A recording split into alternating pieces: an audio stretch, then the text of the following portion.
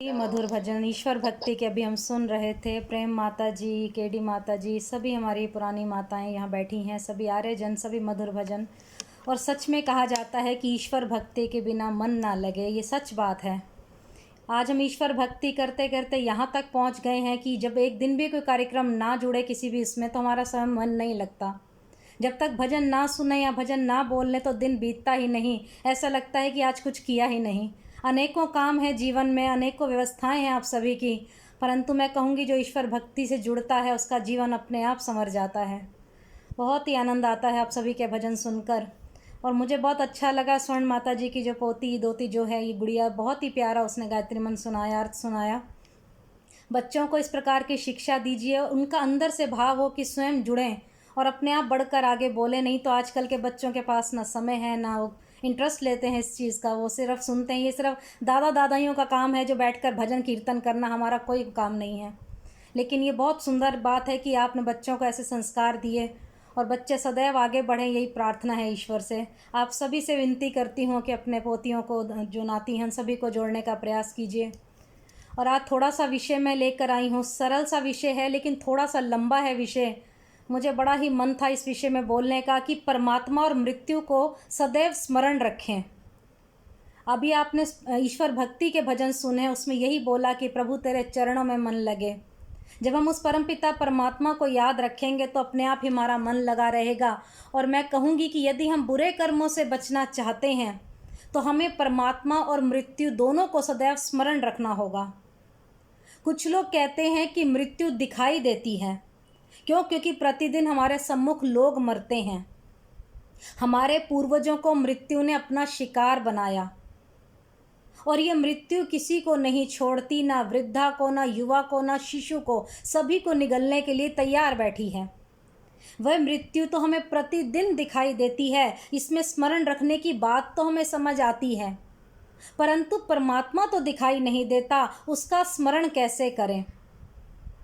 अभी छोटी सी बिटिया हमारे साथ जुड़ी हुई थी या अभी भी जुड़ी हुई है। ऐसे ही ये इस प्रकार के विचार बच्चों के लिए रखना चाहती हूँ, यदि वो सुनेगी तो बहुत अच्छा लगेगा। आपको एक दृष्टांत से समझाने का प्रयास करूँगी कि यदि परमपिता परमात्मा दिखाई नहीं देते तो उनका हम स्मरण कैसे करें। एक लेखक ने बड़ा ही सुंदर लिखा कि अब वो बैठे थे, लेखक अपने घर पे, दादाजी समझ लीजिए, अपने पोते पोतियों के साथ बैठे थे और धर्म पर चर्चा चल रही थी। अचानक छोटे पोते ने उनसे प्रश्न किया, दादाजी आप प्रतिदिन परमात्मा का भजन, संध्या, उपासना सभी की बात करते हो, परंतु मुझे परमात्मा दिखाओ तो सही, वो कहाँ है, कहाँ रहता है। अब कई बार कहते हैं ना, इस प्रकार के प्रश्न का उत्तर देने के लिए हम संभवतः तैयार नहीं होते। तो जैसे ही दादाजी ने उत्तर देने का सोचा, इतने में उस पोते ने बोला, दादाजी मुझे ना भूख लगी है, तो मैं थोड़ा सा कुछ खा के आता हूँ, उसके बाद धर्म चर्चा करेंगे। बस उसकी ये बात कहनी थी कि मुझे भूख लगी है। एक छोटा सा सूत्र दादाजी के हाथ में आ गया और उन्होंने कहा, भूख तो अवश्य मिटाओ, परंतु भूख कहाँ है, कैसी है, मुझे दिखाओ तो सही। वो बच्चा सब कपा गया और कहा, दादाजी मैं पेट तो दिखा सकता हूँ अपना, परंतु मैं अपनी भूख कैसे दिखाऊँ आपको। भूख कोई ऐसी वस्तु तो है नहीं जो मैं आपको दिखाऊँ। तभी दादाजी ने उससे कहा, बेटा यही मैं तुझे समझाना चाहता हूँ, जिस प्रकार भूख दिखाई नहीं जाती, अनुभव की जाती है, उसी प्रकार परमपिता परमात्मा हमारे इन चक्षुओं से नहीं दिखता, योग साधना के द्वारा अनुभव करने की वस्तु है। इतनी देर में फिर बोल पड़ा कि दादाजी मुझे तो प्यास लग रही है, पानी पी कर आता हूँ। तभी दादाजी ने फिर पूछा झुंझलाकर, अरे पानी पीने जाना है, दिखाओ तो सही, प्यास कहाँ है। फिर पोते ने बोला, दादाजी आप तो कमाल करते हैं, ये प्यास दिखाई थोड़ा देगी, ये देखिए आप मेरे सूखे होठ देखिए, मैं आपको प्यास कहाँ से दिखाऊंगा। प्यास तो अनुभव करने की वस्तु है। तो दादाजी ने फिर समझाया, बेटे जिस प्रकार तुम्हें भूख दिखाई नहीं दे रही, अनुभव करने की वस्तु है, प्यास दिखाई नहीं दे रही, अनुभव करने की वस्तु है, इस प्रकार परमपिता परमात्मा भी अनुभव करने की वस्तु है। और इस प्रकार की चर्चा जब दादा और पोता कर रहे थे तो पास में बैठी उनकी पोत्री भी एकदम बीच में बोल पड़ी कि मेरा सिर दर्द हो रहा है। तब दादाजी ने कहा कि अपना सिर दर्द तो दिखाओ। तब उसने भी यही कहा कि दादाजी मैं अपना सिर दर्द कैसे दिखाऊं आपको, ये तो सिर्फ अनुभव करने की वस्तु है, मैं तो नहीं दिखा सकती अपना सिर दर्द। इसलिए कहा जाने लगा, दादाजी ने बच्चों में आपको यही समझाना चाहता हूँ कि जो दर्द है, भूख है, प्यास है, केवल और केवल अनुभव करने की बात है। इस प्रकार परम पिता परमात्मा को भी अनुभव करने की भी ज़रूरत है। इस प्रकार चर्चा चलती रही। फिर बेटे ने कहा, अच्छा दादाजी हम खाना खा कर आते हैं, आप जब तक धर्म चर्चा की और हम बात करेंगे, आपको दर्द हम सिर्फ अनुभव करा सकते हैं। आप फिर दादाजी ने अपनी एक बात बताई कि कुछ समय पहले मैं गिर गया था स्कूटर से, मेरे पाँव में घाव लगा था। मैं घाव दिखा सकता हूँ परंतु दर्द नहीं दिखा सकता। तो मेरे प्यारे बच्चों, जिस प्रकार घाव दिखाया जा सकता है, अनुभव किया जा सकता है, दर्द नहीं दिखाया जा सकता, उसी प्रकार मैं आपको समझाना चाहता हूँ, ये परमपिता परमात्मा अनुभव की वस्तु है। तो बच्चे बड़ा ही ध्यान से सुनने लगे, उन समझने लगे कि ये ध्यान की वस्तु है। परमपिता परमात्मा को योगाभ्यास के द्वारा, ध्यान साधना के द्वारा प्राप्त किया जा सकता है, ऐसे नहीं प्राप्त किया जा सकता। आर्य बंधु, जब कोई हम दुष्ट कार्य करते हैं तो उस समय हमें भय होता है, लज्जा होती है, शंका उत्पन्न होती है। और जब हम कोई अच्छा कार्य करते हैं तो हमें अंदर से हर्ष फील होता है, या हमारे को खुशी अनुभव होती है। ये अनुभव कौन करा रहा है? कभी आप सोचिए, ये परम पिता परमात्मा ही है जो हमारे हृदय में हमें इन बातों का अनुभव करा रहा है। ये छोटी छोटी बातें, छोटे छोटे दृष्टांत अपने बच्चों को समझाने का प्रयास कीजिए। थोड़ी देर बाद वो दोनों पोता पोती जब अपना खाना वाना खाकर पानी पीकर आ गए, फिर आपस में फिर धर्म चर्चा करने लगे। उनकी बड़ी पोती भी इतनी देर में वहाँ आई और उसने प्रश्न किया, दादाजी मैं बहुत देर से आपकी चर्चा सुन रही हूँ, ये तो समझ आ गई कि परमात्मा अनुभव करने की वस्तु है, परंतु आप मुझे बताइए परमात्मा रहता कहाँ है और क्या करता है? तब दादाजी ने उत्तर दिया, पुत्री वो संसारिक परमपिता परमात्मा प्रत्येक स्थान पर रहता है, कोई ऐसा स्थान नहीं जो रिक्त हो। स्वामी महर्षि दयानंद सरस्वती जी ने आर्य समाज की स्थापना करके उसके दूसरे नियम में परमपिता परमात्मा के गुणों के बारे में प्रकट किया। सच्चिदानंद स्वरूप, निराकार, सर्वशक्तिमान, न्यायकारी, दयालु, अजन्मा, अनंत, निर्विकार, अनादि, अनुपम, सर्वाधार, सर्वेश्वर, सर्वव्यापक, सर्वंतर्यामी, अभय, अजर, अमय, नित्य पवित्र और सृष्टिकर्ता, और उसी की उपासना करनी योग्य है। वैसे तो परमात्मा के असंख्य गुण हैं, असंख्य कर्म स्वभाव हैं, परंतु कुछ जो उसके गुण हैं इस नियम में बताया गया है। अब पुत्री, तुम्हारा ये प्रश्न कि परमात्मा रहता कहाँ है, वो क्या करता है, कहाँ रहता है, आओ छोटा सा तुम्हें उदाहरण देकर समझाता हूँ।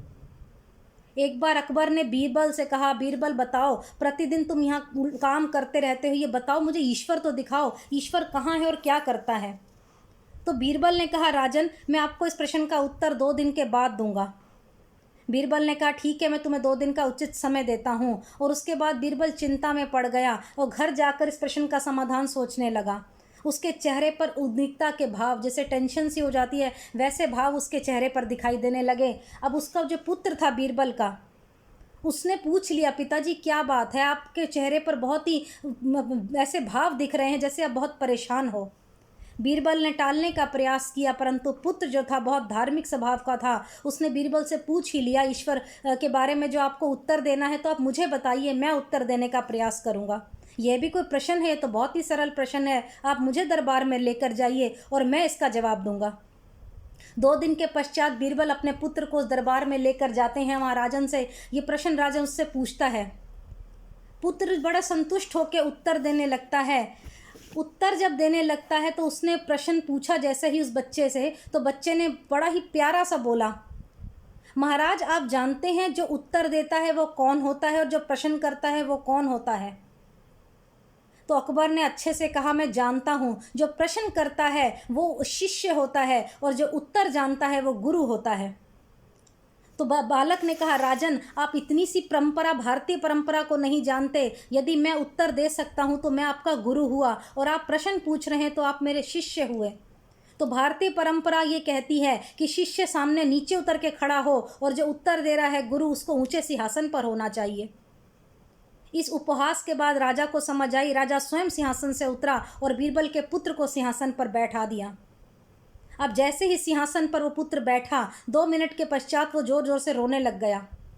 फिर राजन ने पूछा, क्या हुआ पुत्र, क्यों रो रहे हो? तो उसने कहा, मुझे बहुत तेज़ भूख लगी है, तो बताइए क्या खाओगे? तो बालक ने कहा, मैं तो छोटा हूँ अभी, आप मेरे लिए दूध मंगवा दीजिए। तो जैसे ही उसके लिए दूध का कटोरा आया, बच्चे को पीने के लिए दिया गया, बच्चा उसमें बार बार उंगली मार मार कर उसको घुमाने लग गया। तो राजा ने बड़ी देर तक देखा कि ऐसा क्यों कर रहा है। फिर राजा ने पूछा, तुम कहना क्या चाहते हो, इस दूध में क्या ढूंढ रहे हो, मुझे तो समझ नहीं आ रही। तो बच्चे ने कहा आपको दिखाई नहीं दे रहा, मुझे दिखाओ इसमें घी कहाँ है। तो राजा ने कहा बेटे इस दूध को पहले थोड़ा गर्म करना पड़ेगा, जब ये ठंडा हो जाएगा इसमें थोड़ा खट्टा मिलाना पड़ेगा, उस कुछ पश्चात दही बनेगा और दही को बिलोना पड़ेगा, उस बिलोने वाले दही से मक्खन निकलेगा, मक्खन को गर्म करना पड़ेगा, तब कहीं जाकर घी बनेगा उसमें से, परंतु दिखाई नहीं देगा दूध में। इसी प्रकार हे राजन, परमपिता परमात्मा सभी स्थानों पर विद्यमान है, परंतु इन नेत्रों से, बाहरी नेत्रों से हमें दिखाई नहीं देता। जिस प्रकार दूध के प्रत्येक कण में घी विद्यमान है, उसी प्रकार परमपिता परमात्मा इस सृष्टि के कण कण में विद्यमान है।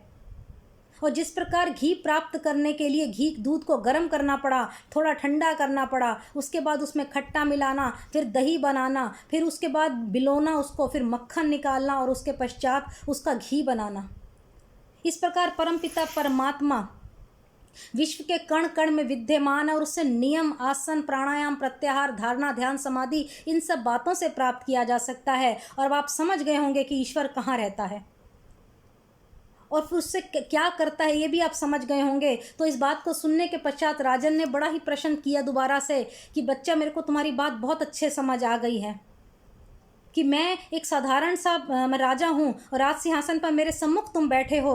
अब मुझे बताओ ईश्वर करता क्या है। जब तुम इस प्रकार का उत्तर दे रहे हो तो छूटते ही बालक ने बड़ा प्यार से बोला कि ईश्वर भी यही करता है, अच्छे कर्म करने वाली जीवात्माओं को उच्च कोटि की योनि प्रदान करता है, देवत्व, ऋषित्व आदि प्राप्त कराता है और मोक्ष प्रदान करने का कार्य करता है, और बुरे कर्म करने वालों को निम्न कोटि की यानी योनियां बनाता है, जलचर, नभचर आदि बनाता है। इतना सुंदर उस बच्चे ने उदाहरण दिया, राजा बहुत ही हैरान हुआ। ये सारे उत्तर को सुनकर प्रसन्न हो गया और उसके पुत्र को गले लगाकर कहा, वास्तव में तुम बुद्धिमान पिता के बुद्धिमान पुत्र हो, तुम्हारे हृदय में इतनी सुंदर भावनाएं भरी हुई हैं, मैं तुम्हें आशीर्वाद देता हूँ। अब छोटी छोटी बातें इस प्रकार की हम बच्चों को समझाएं तो बच्चों को बहुत जल्दी समझ आता है। फिर उनके दादाजी के छोटे पुत्र ने फिर पूछा कि हमें समझ तो आ गया, ईश्वर अनुभव की वस्तु है, ईश्वर सर्वव्यापक है, यम नियम आदि के पालन करने से हम उसे प्राप्त कर सकते हैं, वो सर्वश्रेष्ठ कार्य करने वाले को उच्च योनि प्रदान करता है और बुरे कर्म करने वालों को नीची योनि प्रदान करता है। परंतु आप ये कह रहे थे कि मृत्यु को भी स्मरण करना चाहिए, तो ईश्वर की बात तो समझ आ गई दादाजी, परंतु मृत्यु की बात हमें समझाइए।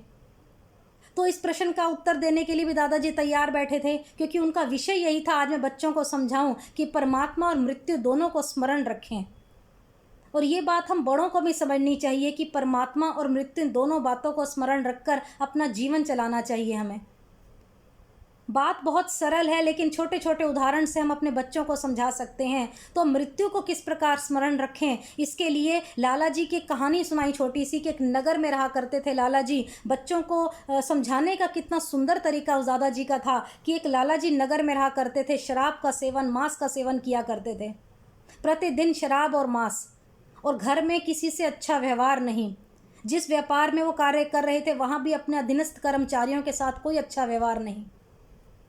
उनकी इन बातों से सभी के सभी दुखी थे।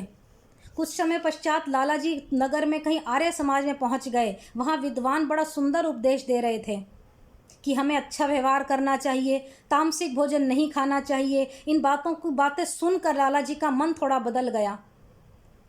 हमें ये भी सुना उन्होंने कि हमें दूसरों के साथ अच्छा व्यवहार करना चाहिए। इस प्रकार की बातें सुनकर लाला जी का मन थोड़ा बदला।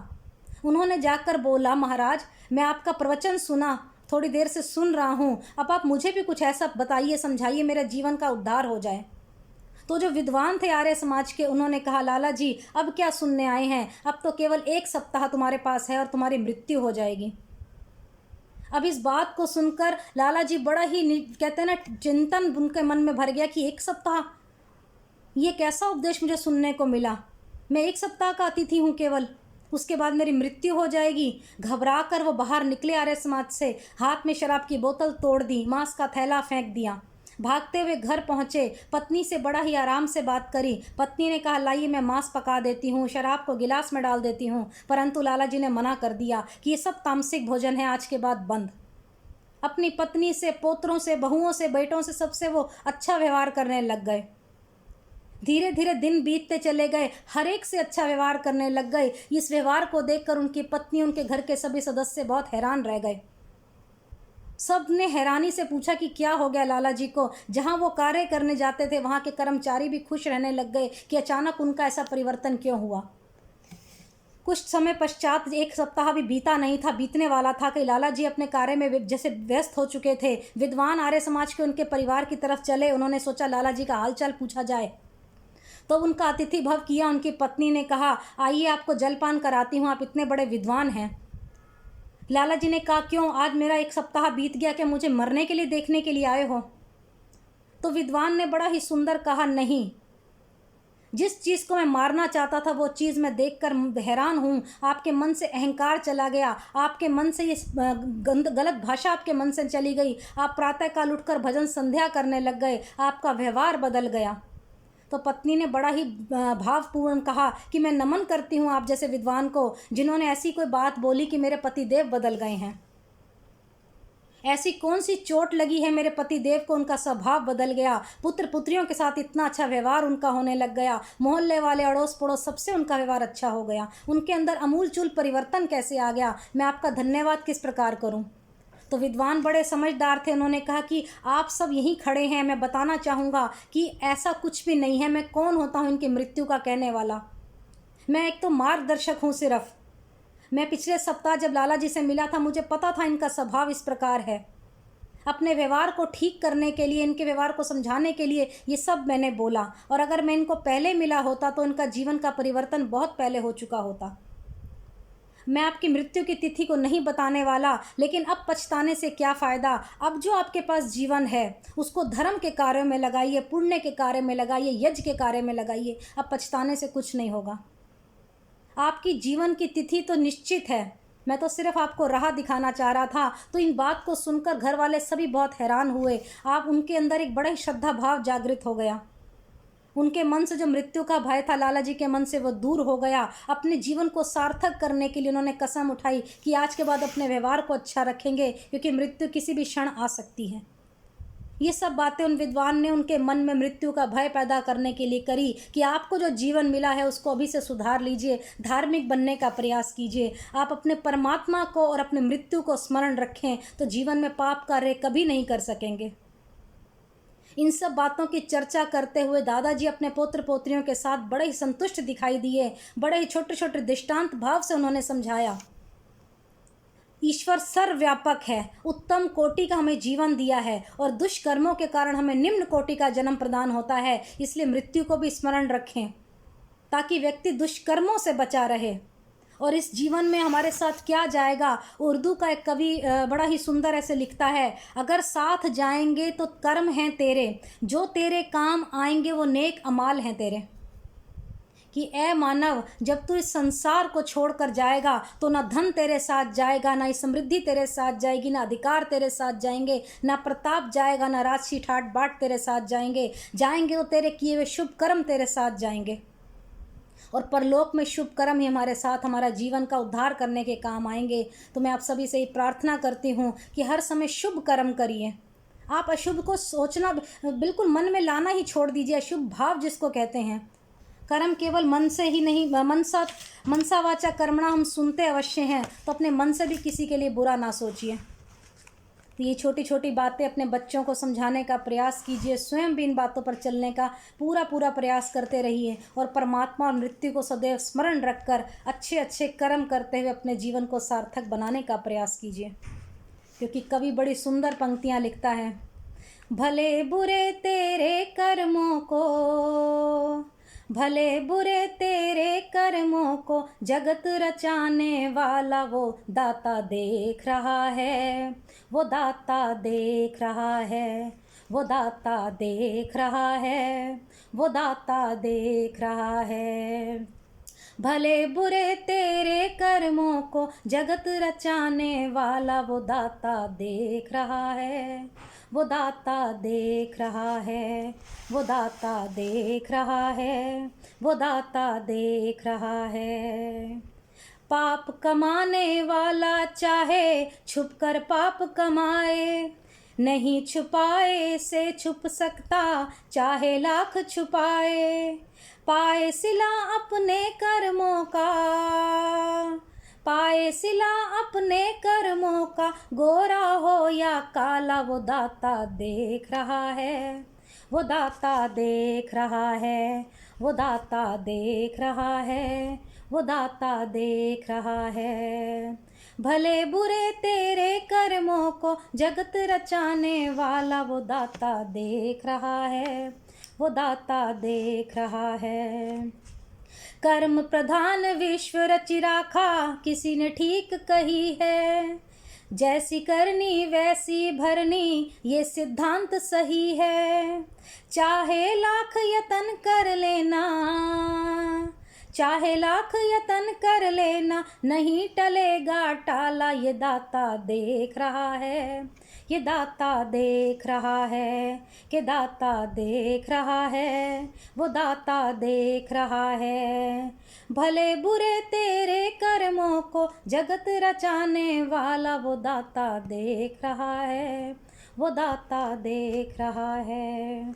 धर्म कर्म ईश्वर भक्ति में कुछ तो मन को लगा ले, धर्म कर्म ईश्वर भक्ति में कुछ तो मन को लगा ले, बाकी जो कुछ शेष बचा है जीवन सफल बना ले, बाकी जो कुछ शेष बचा है जीवन सफल बना ले। गाले तू बेमोल प्रभु गुण, गाले तू बेमोल प्रभु गुण, हो जाए उजियाला वो दाता देख रहा है, वो दाता देख रहा है, वो दाता देख रहा है, वो दाता देख रहा है।